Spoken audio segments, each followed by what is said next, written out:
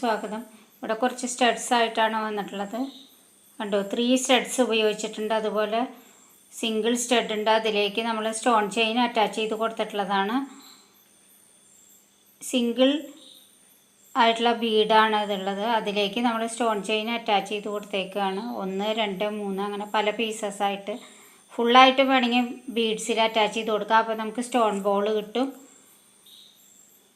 വെറുതെ ഗം ഉപയോഗിച്ചിട്ട് ഒട്ടിച്ചിട്ടേ ഉള്ളൂ. ഗം B7000 ഉപയോഗിച്ചിട്ടാണ് ഒട്ടിച്ചിട്ടുള്ളത്.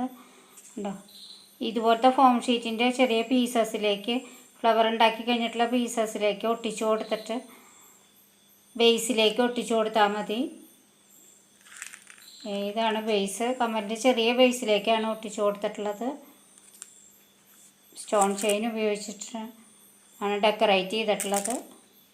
ചെറിയ ചെറിയ ബീഡ്സാണ് ഉപയോഗിച്ചിട്ടുള്ളത്.